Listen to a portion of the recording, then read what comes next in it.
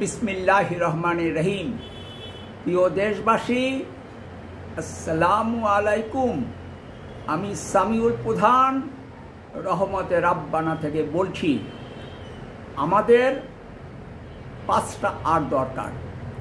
এগুলো হচ্ছে, প্রথম আর রেভিনিউ, প্রশাসনিক ও সামরিক ব্যয় মেটাতে, অবকাঠামো নির্মাণে, ভর্তুকি দিতে, সামাজিক নিরাপদ আশ্রয় কর্মসূচির আওতাভুক্ত ভাতাভোগীর সংখ্যা ও ভাতার পরিমাণ বাড়াতে এবং স্বদেশি ও বিদেশি ঋণ ও তার সুদ পরিশোধ করতে প্রচুর অর্থের প্রয়োজন হয়।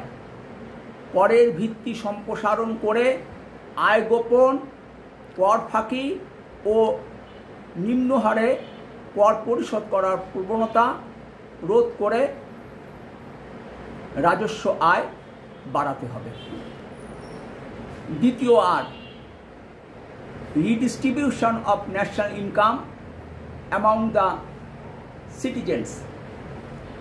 আমাদের উন্নয়ন নীতির দর্শন হতে হবে সামাজিক স্থিতিশীলতা এবং অধিকতর ন্যায্যতা ও সার্থকতার সঙ্গে নাগরিকদের মধ্যে জাতীয় আয়ের পৌনঃপুনিক বণ্টন। অন্যভাবে বললে, আমাদের উন্নয়ন নীতির দর্শন হতে হবে সুষম প্রবৃদ্ধি। এর ফলে বৈষম্য কমবে। তৃতীয় আর, রিপ্রাইসিং। চতুর্থ আর, রিপ্রেজেন্টেশন। সরকারকে হতে হবে নির্বাচিত এবং প্রতিনিধিত্বশীল। নির্বাচনে জনমতের প্রতিফলন ঘটতে হবে। 1973, 1979 ও 1986 সালের নির্বাচন ছিল প্রশ্নবিদ্ধ। 1973 সালের নির্বাচনে 10 জন প্রার্থী বিনা প্রতিদ্বন্দ্বিতায় নির্বাচিত হয়েছিল।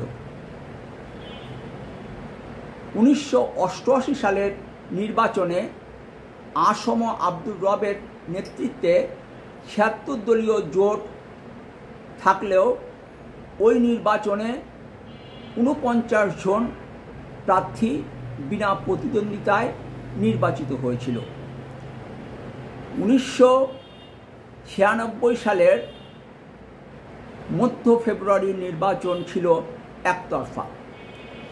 1991, 1996 সালের 12 জুনের নির্বাচন, 2001 সালের 1 অক্টোবরের নির্বাচন এবং 2008 সালের 29 ডিসেম্বরের নির্বাচন তুলনামূলকভাবে ভালো হলেও ইনক্লুসিভনেস বলতে যা বোঝায়, ওই 4টি নির্বাচন সেরকম নির্বাচন ছিল না।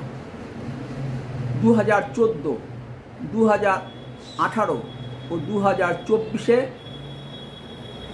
অর্থহীন নির্বাচন হয়েছে। বিশ্বের 64% দেশে আনুপাতিক প্রতিনিধিত্ব পদ্ধতিতে নির্বাচন হয়। আনুপাতিক প্রতিনিধিত্ব পদ্ধতিতে প্রাপ্ত ভোটের আনুপাতিক হারে সংসদে আসন বণ্টন হয়। এটি একটি ন্যায্য পদ্ধতি। তাই অন্তর্বর্তীকালীন সরকারের তত্ত্বাবধানে শক্তিশালী ও কার্যকর নির্বাচন কমিশনের অধীনে সমতল ক্রীড়াভূমিতে আনুপাতিক প্রতিনিধিত্ব পদ্ধতিতে গণপরিষদ সমেত জাতীয় সংসদের অন্তর্ভুক্তিমূলক স্ট্যাগার্ড ইলেকশন অনুষ্ঠিত হতে হবে। পঞ্চম আর, reform or reconstruction. Reform means again form অর্গানাইজেশনের গঠন সঠিক না হলে অর্গানাইজেশন ঢেলে সাজাতে হবে এবং নীতি ও পদ্ধতি অনুযায়ী স্বাধীনভাবে অর্গানাইজেশনকে কাজ করতে দিতে হবে। ভালো থাকবেন ও রাজনীতির আড্ডাখানা রহমতের আব্বানায় বেড়াতে আসবেন। ফি আমানিল্লাহ। আল্লাহ হাফেজ। বাংলাদেশ জিন্দাবাদ।